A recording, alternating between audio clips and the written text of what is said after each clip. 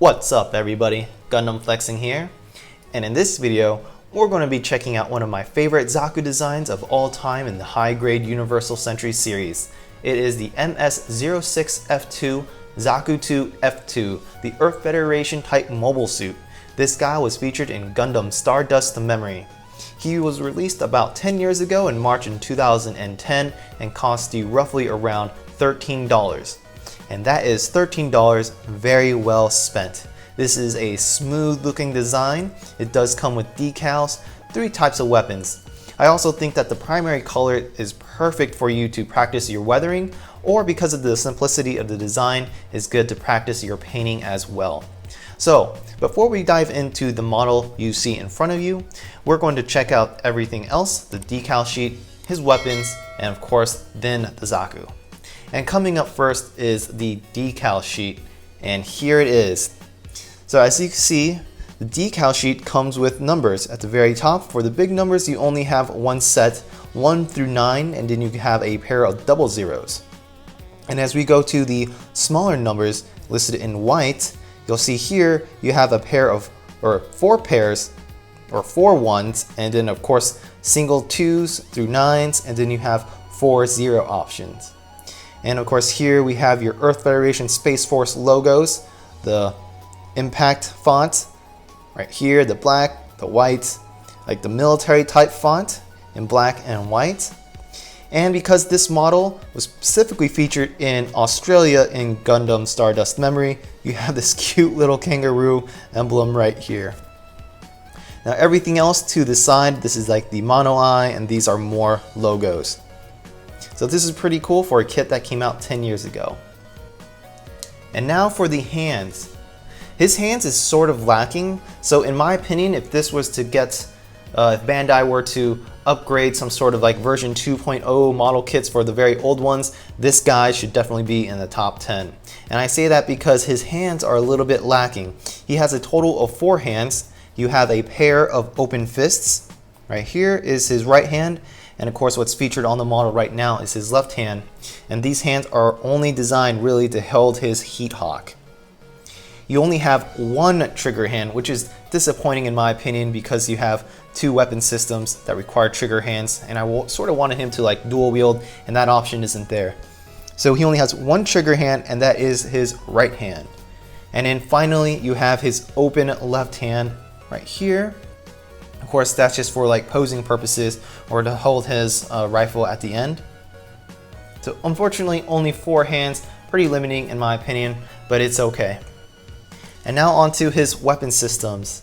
This is his typical Zaku assault rifle, Zaku gun. Here it comes in several pieces. You have the end of the tip.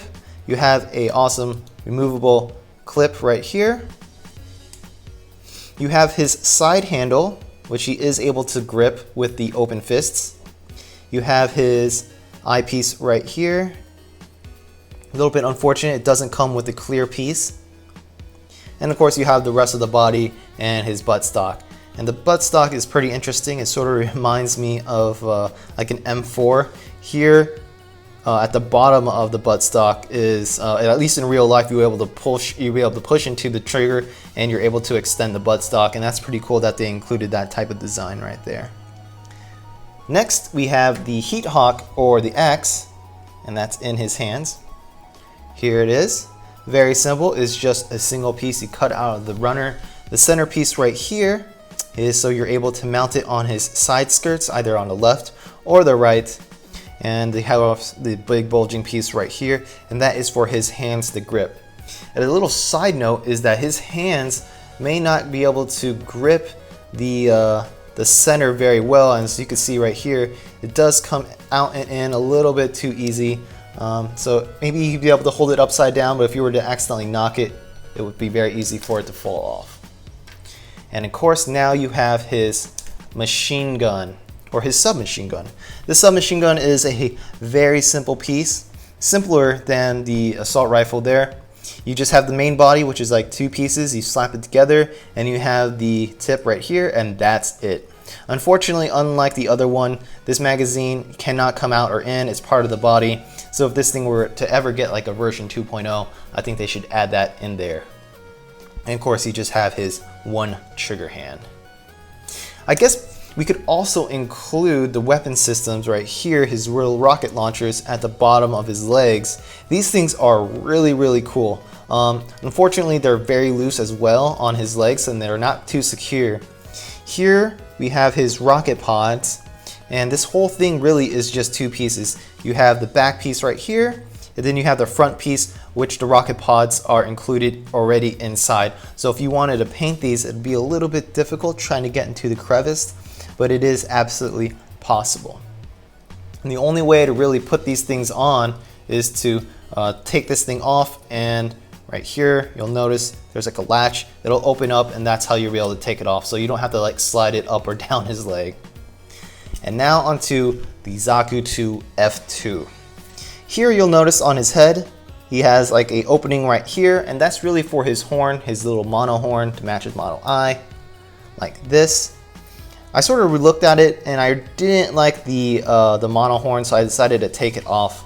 And what's great about this kit here is that you do have options for the helmets. You have a smooth, typical Zaku helmet right here. And then you have like a modified Zaku helmet. It's just like the smooth one, but he has 3 indentions at the front. Right now, I just like it the way it is. His head can twist and turn all the way around, and of course we have that cool Zaku tubing system from the front of his mouth all the way onto the back of his head. We look at his chest. See here that I put the numbers 206, just completely random numbers right there. And because he is connected from like the front of his waist all the way to his backpack, this guy can't really turn left or right. He sort of can look down a little bit. He's very limited in his upper body. Now we look at his back. This is his backpack. Of course, we have the Earth Federation Space Force logo right there. We have 2 ball joints for his thrusters, which could typically move out and in like that. Of course, we have his connectors for his tubing system that goes all the way to the front.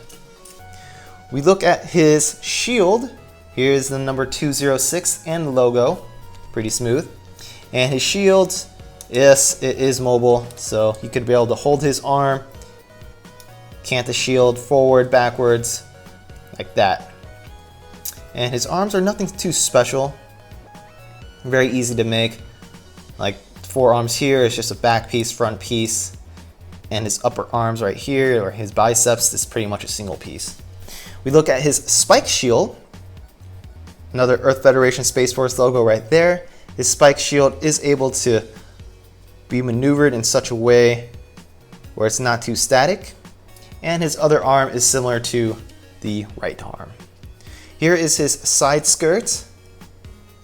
Here again is where you could mount his heat hawk on those little indentions right here and there. This is his front part of the skirt. It is sort of movable, like you can move it forward a little bit, like that. And on the side of his skirts, you have 2 grenades which are mountable or dismountable, so you can take them off. That's pretty cool. This is his back skirt, nothing too special. You're also able to mount the heat hawk on the back right here as well. Looking at his legs, nothing too special. We have that typical Zaku tubing system from the upper part of his legs to the bottom. It's pretty much just a single piece, and if you were to make master grades, they're all individual tubings there. Of course, we have his rocket launchers right here, and his feet.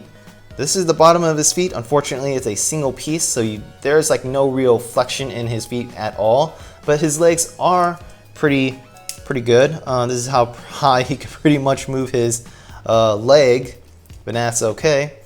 He has mobility in his ankle like that, and he also does have like certain mobility in his legs to go forward or backwards. I don't have any issues with the stiffness of the joints. So far, just messing around with his posing a lot. His joints do not come loose, especially his legs or his arms. They pretty much stay in a very tight position, which I appreciate. And everything on the Zaku is just clean in my opinion, especially for a 10-year-old kit for like 10 to 13 bucks.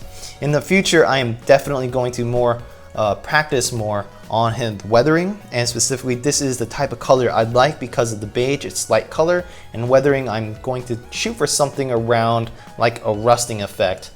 And because of the simplicity of his design and the way the pieces are individually designed as well, it'd be a perfect opportunity to use him as practice for my gunpla painting once I get a spray gun.